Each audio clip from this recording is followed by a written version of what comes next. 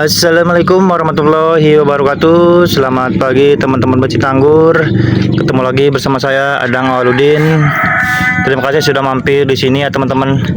Baiklah, untuk kali ini saya akan membuat media tanam ya. Media tanam anggur untuk bibit ya. Bahannya adalah sekam bakar, sekam mentah, tanah humus bambu ya teman-teman, dan sedikit kapur dolomit.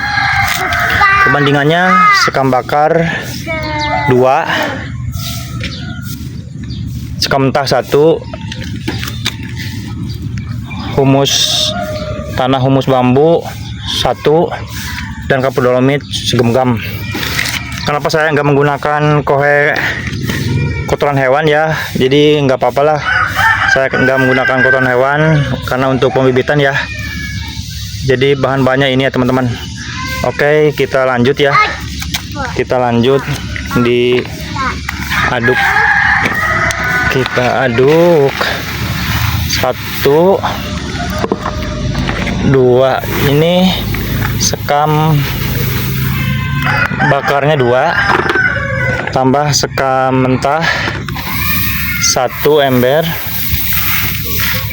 dan tanah humus akar bambu. Nih, tanah humus akar bambu karena di kampung saya banyak ya, saya tinggal ngambil di bawah humus akar bambu. Nah, seperti ini ya teman-teman. Bila perlu kasih puradan ya. Kebetulan saya puradannya lagi nggak ada, jadi saya tambahkan kapur dolomit teman-teman. Kapur dolomit cukup 1 genggam ya. Kapur dolomit 1 genggam. Setelah itu kita aduk rata ya teman-teman. Kita aduk rata. Kita aduk-aduk rata. Nah, ini untuk bibit tanaman teman-teman ya. Kita aduk rata. Setelah kita aduk rata ya, kita masukkan ya ke polybag ya teman-teman. Kita masukkan ke polybag satu persatu ya. Setelah itu kita menyiramnya ya, siram dulu dengan air. Setelah kita menyiramnya dengan air, ntar kita tancapkan ya bibit anggurnya ya. Nah, ini teman-teman, ini udah selesai ya. Terima kasih teman-teman. Itu saja, semoga bermanfaat. Wassalamualaikum. Terima kasih sudah menonton. Ikutin terus video selanjutnya. Salam perangguran, sukses selalu. Assalamualaikum warahmatullahi wabarakatuh. Selamat siang teman-teman pecinta anggur. Ketemu lagi bersama saya Adang Awaludin. Terima kasih sudah mampir ya, setia di channel ini. Baiklah, untuk kali ini saya akan membahas cara membuat media tanam anggur terbaik ya menurut saya teman-teman. Ini bahan-bahan yang digunakan ya. Yang pertama kohe ya, kotoran hewan. Yang kedua sama humus akar bambu ya teman-teman. Yang ketiga sekam bakar dan sekam mentah. Nah, ini sekam mentah ya teman-teman. Sekam mentah ini dan sekam bakar fungsinya banyak sekali ya teman-teman. Fungsinya untuk memperbaiki keadaan tanah ya teman-teman. Terus fungsinya tanah jadi gembur ya, mengatasi tanah yang rusak teman-teman, dan mampu menyerap air lebih bagus ya. Terus yang selanjutnya adalah tanah humus bambu ya teman-teman. Tanah humus bambu ini ya, memiliki jamur trichoderma ya. Jadi bagus sekali manfaatnya jamur trichoderma ini. Manfaatnya untuk melawan jamur yang jahat teman-teman ya, yang tidak baik untuk tanaman. Jadi di tanah ini kan ada jamur yang tidak baiknya ya. Jadi jamur trichoderma ini alhamdulillah bagus sekali untuk melawannya ya teman-teman. Nah, itu terus selanjutnya teman-teman ya. Dan selanjutnya kohe ya. Saya biasanya menggunakan kohe kambing atau kohe kelinci ya, sama aja ya. Jadi membuat jadi tanah ini menjadi subur.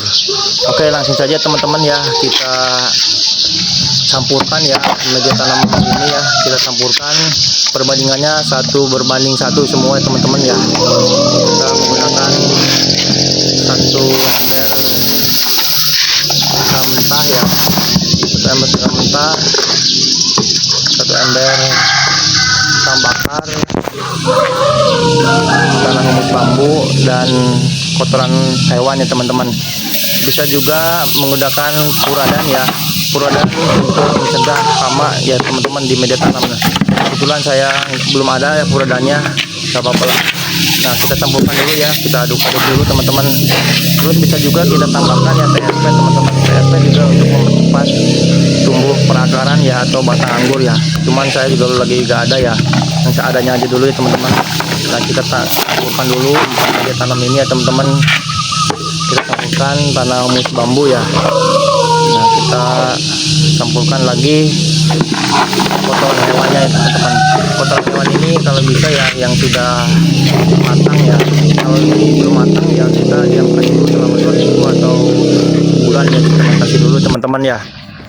Nah, setelah itu saya menggunakan kapur dolomit ya. Kapur dolomit fungsinya banyak sekali ya. Ini saya menggunakan 2 genggam saja teman-teman ya, secukupnya nih, 1 dan 1 lagi ya teman-teman, hanya 2 genggam saya menggunakan secukupnya aja.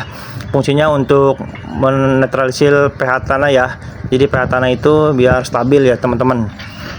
Nah, langsung kita aduk lagi ya teman-teman, aduk merata ya teman-teman. Kita aduk-aduk merata ya, untuk mempersingkat waktu ya, kita aduk merata. Setelah itu saya langsung menyiapkan ya media tanamnya sudah siap. Lalu saya siapkan nih bibit teman-teman. Bibit tanaman ini kalau menandakan bibitnya subur itu nih seperti ini teman-teman nih. Atasnya itu melengkung teman-teman tuh, menandakan vigor ya, subur pertumbuhannya.